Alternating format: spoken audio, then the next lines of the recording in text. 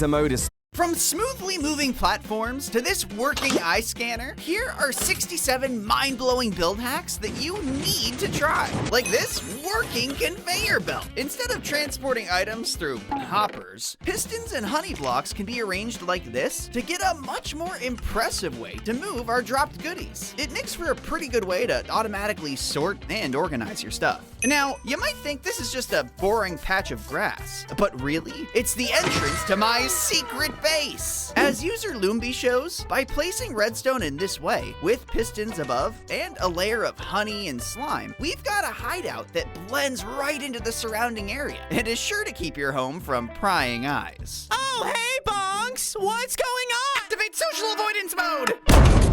Although, if showing off is more your style, this small mountain home design is a real winner. The stairs and trapdoors give it a lovely rounded shape, and the bedroom's got a sweet view. Especially great for a starter house. At least better than I usually make. Although, if you're tired of mobs trespassing on your dang property, then it's time for an invisible fence. See, mobs don't like berry bushes very much, and as such, always avoid walking through them. Using this to our advantage, we can place a row of them underneath some moss carpet to create a barrier that no mob will be willing to cross, all while we can pass over it with no problems. Armor stands are great, but they do feel a little out of place in a bedroom build. Though, by just placing around some different doors, we can instead have a lovely wardrobe to pick our next outfit from, which only looks better if you pair it with trimmed armor like this that's made to look like a suit. Ooh, fancy. Now you might think that powered rails are the fastest way to move a minecart, but you'd be wrong. As it turns out, by placing normal rails in this weird pattern and hopping inside a minecart, you can actually move faster than you would otherwise. And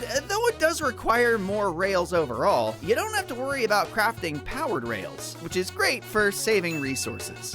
This is a waterfall. Pretty lame, right? Well, it won't be. If we just place some campfires underneath the ground and add a bit more water, we can upgrade our little leak into a powerful downpour of H2O, replicating the cascades of real-life waterfalls to make them feel more powerful and imposing. Actually, I'm having second thoughts about this! Oh, hey, I'm alive!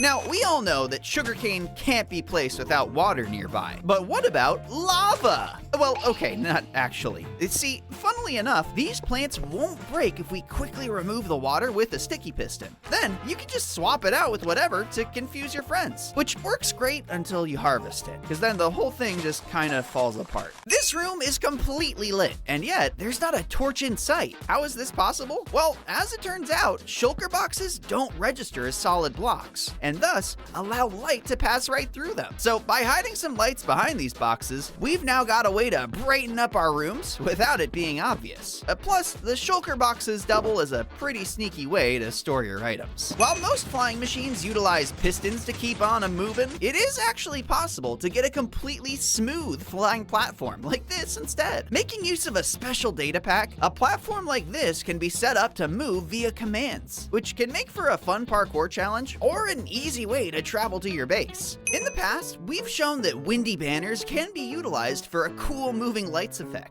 However, using the same technique also allows us to build up this large face that'll blink and wink at us. Almost like he knows something he's not telling me. Wait, no! Ah! Now, as frogs are all too aware, a drip leaf is really more of a drop leaf. Though, what the frogs don't know is that by placing redstone nearby, we can actually prevent the leaf from ever drooping, allowing us to use the plant for things like benches or tables. But it's also just a good thing to know, especially if you ever find yourself on the receiving end of a prank. Now, using a button to open doors is fine, but it doesn't look very impressive. Enter the eye scanner, and all you need is a bucketed pufferfish placed inside a fence with an added trapdoor and piece of redstone. Then, when getting close to the observer, the pufferfish will grow and open up the door for you. No button pressing required. Now, the Wither is one of the most feared mobs in Minecraft, and for good reason. So if you ever want to give someone a scare, try building one of these into your next wall. Using stairs and the proper nether bricks, we can create this rather intimidating intimidating design that can serve as either a spooky decoration or a terrible warning. Ooh, a random lever! I better pull it.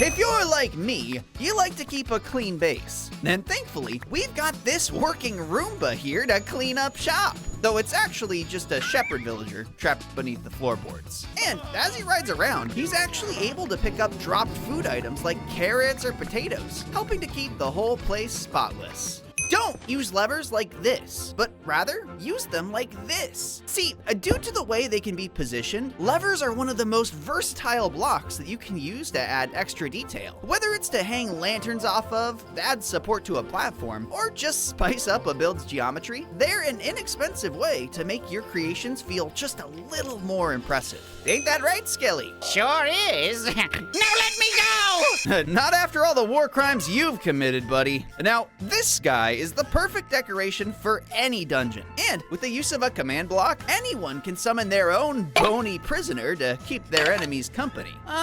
What are you in for? Come closer, and I'll show you. Okay. This is a bubble elevator, but while you might have seen something like it before, this one is special because thanks to user Gwent Gamer, we can see that by just rotating the torch in the center like a dial, we can tell the elevator which specific floor we want to visit. And then the redstone behind it will do the rest, which definitely beats stairs. Oh boy. Here's why you should build your next floor out of barrels instead of literally anything else. First off, when placed around like this with some spruce planks, it makes for an awesome, unique pattern. But